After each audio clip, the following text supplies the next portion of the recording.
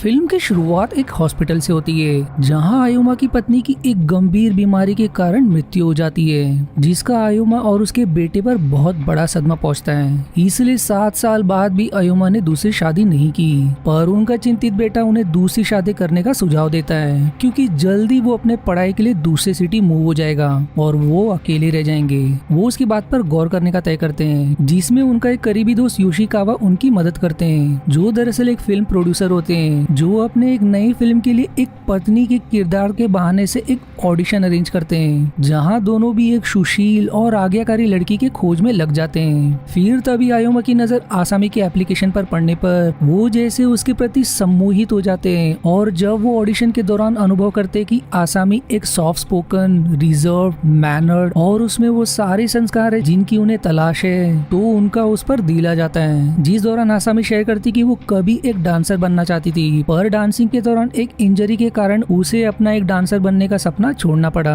पर आसामी का background check करने पर जो भी रेफरेंस उसने अपने एप्लीकेशन में मेंशन किए थे, एक भी उसमें से मैच नहीं करता। इतना कि जिस म्यूजिक प्रोड्यूसर के साथ उसने काम करने का दावा किया था वो रहस्यमय कारण से लापता हो गया। इसलिए योशिकावा को कुछ गड़बड़ लगता है और वो तुरंत आयुमा को वार्न करते आसामी से दूर रहने के लिए। पर तब तक आयुमा आसामी की खूबसूरती में डूब चुके होते हैं, जिसके तुरंत बाद ऑडियंस को दिखाई देता है कि आसामी अपने एम्प्टी अपार्टमेंट में फोन को घूरे जा रही है, जिसके बगल में अनजान कारण से एक बड़ा थैला भी पड़ा है। पर 4 दिन बाद जब आयुमी आसामी को कॉल करते हैं तो आसामी अब भी फोन को ताड़ते नजर आती है, मानो वो पिछले 4 दिनों से वहीं जमी रही आयुमा के फोन के इंतजार में। उनका फोन उठाने पर वो ऐसे खुश हो जाती है जैसे वो कौन बनेगा करोड़पति के लिए चुन ली गई हो। अब दोनों के कुछ डेट्स पर मिलने के बाद आखिर में आयुमा आसामी को एक होटल में इनवाइट करते हैं। होटल पहुंचने पर आसामी आयुमा से एक खास बात शेयर करती है कि बचपन में किसी के उसे मॉलिश करने के कारण उसे शरीर पर गहरी चोट लग गई। अब यहाँ अगर हम गौर करें तो आसामी ने अपने ऑडिशन के दौरान कही बात को एकदम से बदल दिया होता है, जो उस बार उसने कहा था कि वो उसे चोट डांस के दौरान लगी थी। आखिर उसने अपना जवाब क्यों बदला हमें क्लाइमेक्स में पता चलेगा। आसामी आयुमा से पूछती है कि क्या तब भी वो उससे उतना ही प्यार करेंगे, जिस पर आयुमा हाँ में जवाब देते हैं और दोनों भी उसी होटल रूम में रात बिताते हैं। पर अगले सुबह आंखें खुलने पर आसामी होटल से गायब हो चुकी होती है। आयुमी एक मजनू की तरह अब उसके तलाश में लग जाता है, पर उसका कहीं पता नहीं चलता। फिर वो उसी डांस स्टूडियो विजिट करता है जहां आसामी ने दावा किया था कि वो वहीं डांस प्रैक्टिस किया करती थी, पर वो स्टूडियो जैसे एकदम खाली। उनकी मुलाकात उसी डांस इंस्ट्रक्टर से होती है जिनके बारे में आसामी ने बताया था कि उन्होंने उसे मॉलिश किया था, जो प्रोस्थेटिक पैरों की मदद से चलते हैं। वहाँ से कोई ठोस जानकारी नहीं मिलने पर फिर आयुमा उसी बार जाते जहाँ आसामी काम किया करती थी, और वहाँ से उन्हें एक चौंकाने वाली जानकारी मिलती है कि ये बार दरअसल 1 साल से बंद पड़ा है क्योंकि इसके ओनर की किसी ने टुकड़े करके हत्या कर दी। हैरानी वाली बात यह कि उसके लाश से उन्हें 3 एक्स्ट्रा कटी हुई उंगलियां, एक कान और एक जबान भी बरामद हुआ। ये जानने के बाद आयुमा के दिमाग में थोड़ी देर के लिए उन्हीं कटे हुए पार्ट्स का इमेजिनेशन नजर आता है, और तभी हमें कोई आयुमा के घर घुसपैठ करते नजर आता है, जो उनके डेस्क पर उनकी पत्नी की तस्वीर देखकर आयुमा के ड्रिंक में कुछ मिलाकर छिप जाता है। अब जब आयुमा उस ड्रिंक को पीते हैं तब उसे अपने पत्नी का हेलुसिनेशन नजर आने लगता है, जो उसे आगाह करने की कोशिश करती कि आसामी अच्छी लड़की नहीं है। पर होश में आने के बाद जब वो वहीं बेहोश हो जाता है तब उसे मिस्टीरियसली इस बार आसामी का घिनौना सच हेलुसिनेट होने लगता है, जहां उसी थैली से कोई आदमी निकलता है जिसके वही सारे बॉडी पार्ट्स नहीं होते हैं जो बॉडी पार्ट्स ऑफिसर्स को उस बार के ओनर के लाश से बरामद हुई थी। और फिर आसामी उसे एक जानवर के खाने के प्लेट में उल्टी करके उसे वही खाने के लिए डालती है जो उसे मजबूरन खाना पड़ता है, यानी कि आसामी एक ब्रूटल किलर है। इसके तुरंत बाद वही डांस इंस्ट्रक्टर यंग आसामी को मॉलिश करते नजर आता है, जिसके बदले में आसामी उसकी ब्रूटली हत्या कर देती है।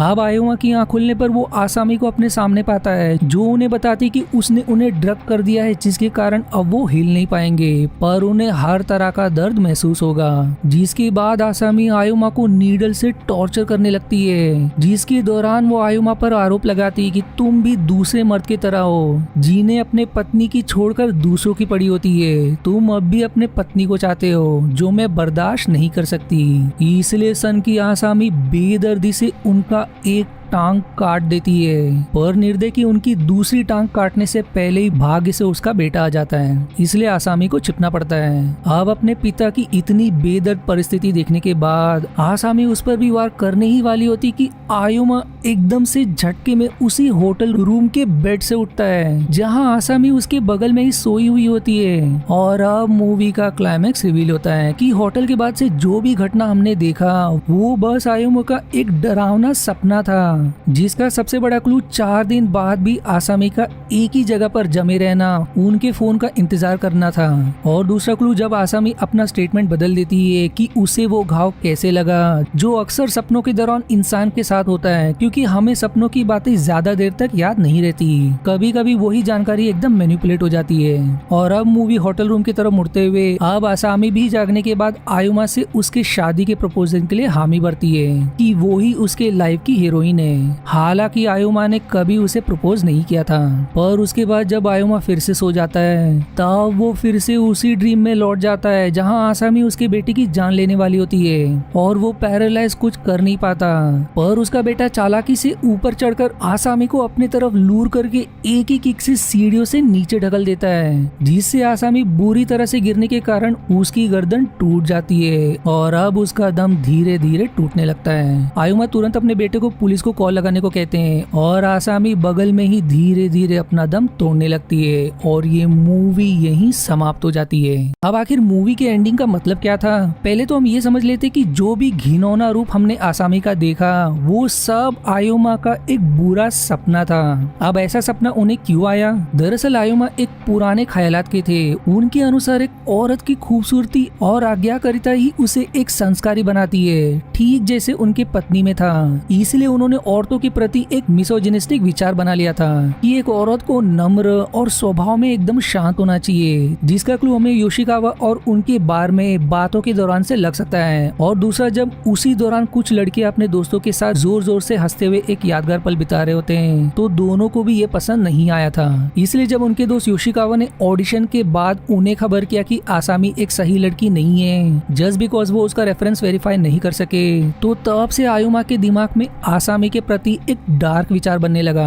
इसलिए होटल रूम में बुरे सपने से उठने के बाद भी जब वो फिर से सोने गए तो उन्हें फिर से वही बुरा सपना आया। वो दरअसल इसलिए क्योंकि वो विलिंगली उस बुरे सपने को कंटिन्यू कर रहे थे, खुद को ये यकीन दिलाने के लिए कि आसामी अच्छी लड़की नहीं है। पर वहीं आसामी का इतना ब्रूटल दिखाना, जैसे उसने उन सभी की निर्दयता से जान ली जिसने भी उसका गैर फायदा उठाने की कोशिश की, वो इसी सीख के तरफ इशारा था कि उनके जैसे लोगों का ऐसा ही हशर होना चाहिए। आयुमी का हेलुसिनेशन में आसामी का उनके फोन की तरफ बेसब्री से इंतजार करना इस तरफ इशारा था कि कैसे जापानीज मर्द मानते हैं कि एक औरत सक्सेसफुल मर्द के लिए कुछ भी कर सकती है। फिल्म में ऑडिशन के जरिए आयुमा के लिए एक पत्नी को शॉर्टलिस्ट करना यही इशारा था कि कैसे जापानीज समाज में मर्द औरतों को जज करते हैं। वेल, इस मूवी ने तो मुझे टैग मूवी की याद दिला दी, और यदि इसका एक्सप्लेनेशन आपको देखना है तो इसका लिंक मैंने आई बटन, डिस्क्रिप्शन और कमेंट में मेंशन किया है। आई होप आपको मेरी एक्सप्लेनेशन पसंद आए, इसलिए प्लीज एक लाइक तो जरूर छोड़ना। और आज के वीडियो में इतना ही। आशा है आपको मेरी एक्सप्लेनेशन पसंद आई। यदि हाँ तो प्लीज वीडियो को लाइक करना और चैनल को सब्सक्राइब करके सपोर्ट करना ना भूलें। मिलते हैं अगले एक्सप्लेनेशन वीडियो में, तब तक के लिए धन्यवाद दोस्तों।